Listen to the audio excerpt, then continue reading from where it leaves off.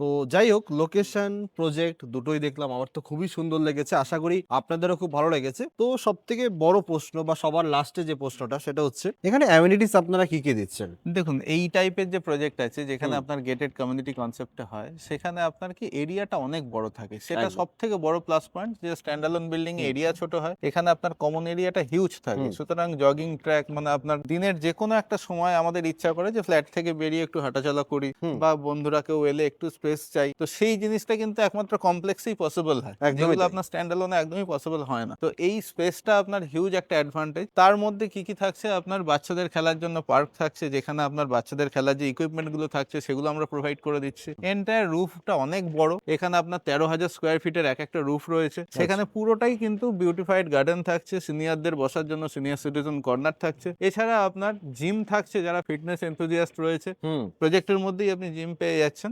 এছাড়া ব্যাংকেট হল, এছাড়া আপনার ওয়েটিং হল, বিভিন্ন যা যা মডার্ন অ্যামিনিটিস থাকে আজকের প্রজেক্টে, হুম। সবই কিন্তু আপনি এখানে পেয়ে যাচ্ছেন। আর প্রজেক্টে আপনি যখন ফ্ল্যাট নেবেন তখনই কিন্তু আপনি এই ফেসিলিটিস গুলো পাবেন। একদমই তাই। আদারওয়াইজ কিন্তু সিঙ্গেল ফ্ল্যাটে এগুলো পাওয়া যায় না। কখনোই সম্ভব না। সিঙ্গেল ফ্ল্যাটে আমি নিজেও থাকি, অনেক ভুক্তভোগী আমি নিজেও। হুম। অ্যামেনিটিস মিস করি। প্লাস হচ্ছে একটু ফ্রি ভাবে যে ছাদে গিয়ে একটু বসবো, হয় না। বাট এখানে যদি একটা সুন্দর গার্ডেন থাকে হুম। তখন কিন্তু আসতে ইচ্ছে করবে। হুম। এটা সব জায়গারই।